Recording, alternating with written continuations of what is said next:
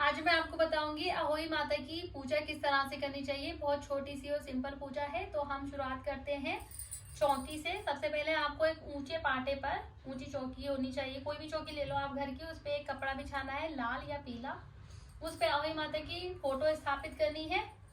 फिर हमने ये पूजा की थाली ली है। इसमें हमें एक धूप बत्ती सुलगा के रखनी है।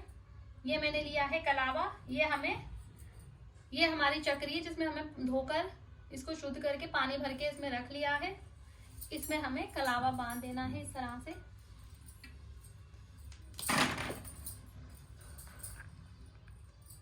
और हमें इसका चक्री का मुंह खुला रखना है ताकि जब हम कथा पढ़ेंगे तो ये चक्री के अंदर पानी में हमारी वो सारी कथा जानी चाहिए। ठीक है। ये बयाना निकाल के रखा है सास के लिए, जो भी आप गिफ्ट देना चाहो उन्हें। ठीक है। ये सारी चीजें इकट्ठी करनी है और फिर इस पर भी एक कलावा लपेट देना है ताकि ये सारी चीजें भी ना शगन की हो जाती हैं फिर। तो इसलिए आप इन पर भी एक कलावा लपेट दीजिए। क्योंकि फिर जब हम कथा कर लेंगे तो ये चक्री पे रखकर ये सारी सास को देने वाली चीजें मिन्स नहीं होती हैं। ठीक है। तो ये हमने अपना देने वाला सामान इकट्ठा करके रख लिया है। सबसे पहले अहोई माता को हमें ये अर्पण करनी है मोली। उसके बाद हमें लगाना है तिलक। पहले गणेश जी को लगाएंगे। तो ये हमें करना है गणेश जी को तिलक, महालक्ष्मी जी को, अहोई माता को। ठीक है। चंद्रमा को, सूर्य को, जितने भी इसमें आएंगे उन सभी को हमें तिलक करना है। ठीक है। माताओं को जो कथा कर रही हैं, और विष्णु भगवान को, शिव जी को, दुर्गा माँ को, सरस्वती माँ को। ठीक है। उसके बाद हमें यहाँ कलश पे टिक्का करना है। उसके बाद हमें करना है अपनी चक्री पे टिक्का, और फिर इसके बाद हमें करना है अपना टिक्का। थोड़े से यहाँ लगा लेने हैं राइस। और सभी देवी देवताओं को नमस्कार करके हमें अपना पाठ शुरू करना है। उससे पहले एक धूप बत्ती सुलगा लेनी है, क्योंकि ये प्रॉपर विधि विधान हो जाता है फिर। क्योंकि अगर नॉर्मल तो आप कुछ भी कर सकते हो, लेकिन अगर विधि विधान से कोई चीज स्टार्ट कर रहे हो आप, तो थोड़ा सा विधि विधान करना आवश्यक हो जाता है। तो ये मैंने धूप सुलगा ली है।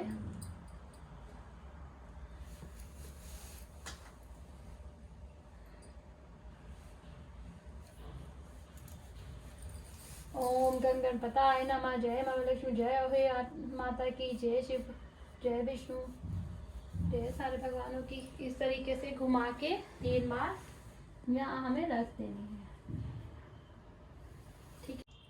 तो फ्रेंड्स, ये बुक लेनी है आपको हिंदुओं के व्रत और त्योहार की। आप चाहो तो यहाँ पे कथा लिखी होती है उसे भी पढ़ सकते हो, क्योंकि वो दूर होती है इसलिए मैं इस कथा की बुक का इस्तेमाल कर रही हूँ।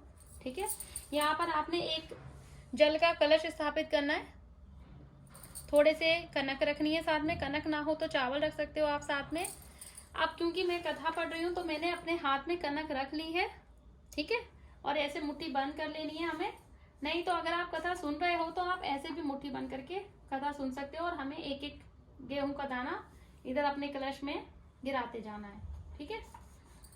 तो अहोई आठे अष्टमी व्रत कथा में शुरुआत करने जा रही हूँ। उससे पहले मैं गणेश जी को नमस्कार करूंगी। विधि। ये व्रत कार्तिक लगते ही अष्टमी को किया जाता है, जिस वार को दीपावली होती है। अहोई आठे भी उसी वार की पड़ती है। इस व्रत को वे स्त्रियां ही करती हैं जिनके संतान होती है।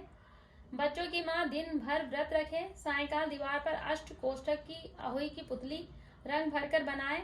उस पुतली के पास सेई, सियाऊ तथा सेई के बच्चों का चित्र भी बनाए, या छपी हुई अहोई अष्टमी का चित्र मंगवाकर दीवार पर लगाए। इस तरीके से आप चित्र मंगवाकर अपने सामने पाटे पर या मंदिर में भी स्थापित करके इसकी पूजा कर सकते हो, जिस तरह से कराए। या फिर आप अहोई अष्टमी का चित्र भी बना सकते हो। ठीक है।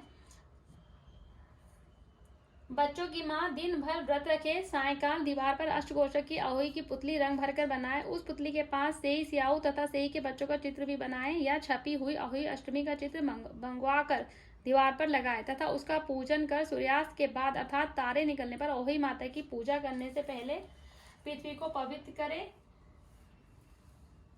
चौक पूजे,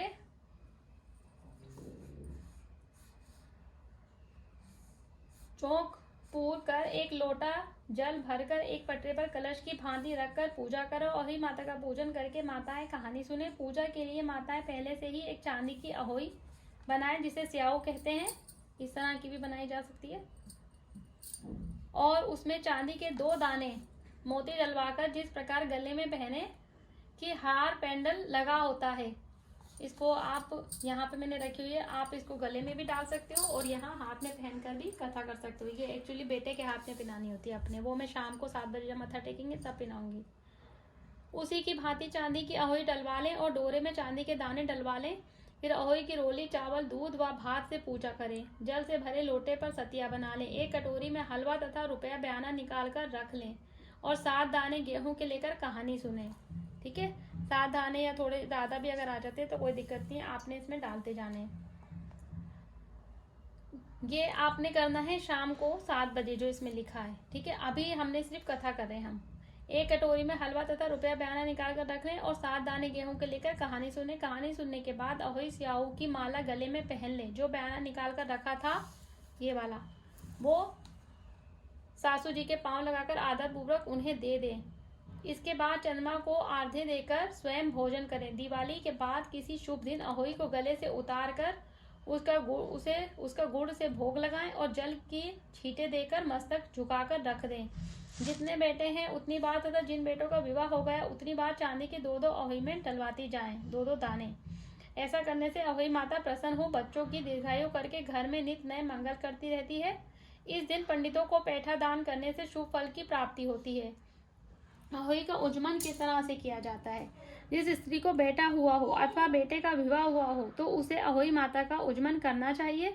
एक थाली में 7 जगह 4-4 पूड़ियाँ रखकर उस पर थोड़ा थोड़ा हलवा रखें। इसके साथ ही एक त्याल, साड़ी, ब्लाउज, उस पर सामर्थ्य अनुसार रुपए रखकर थाली के चारों ओर हाथ फेर कर श्रद्धा पूर्वक सासू जी को पांव लगाकर वह सभी सामान सासू जी को दे देवें।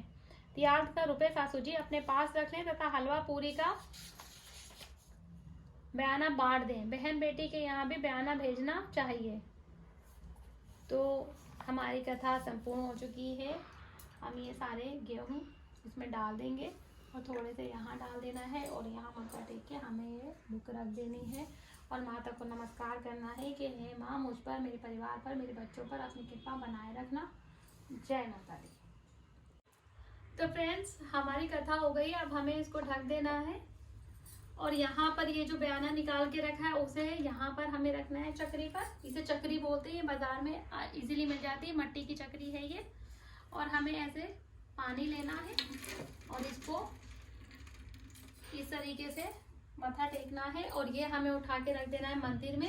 ये दिवाली तक चक्री रखी रहेगी। दिवाली वाले दिन इससे मुंह धुलाते हैं।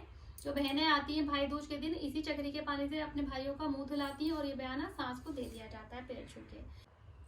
तो फ्रेंड्स, कथा हमारी संपूर्ण हो चुकी है। ये जल का कलश जो है हमने यहाँ उठा के रख देना है और इसे ढक देना है। अब इसको हम शाम को तारों को अर्घ देकर अपना व्रत खोलेंगे।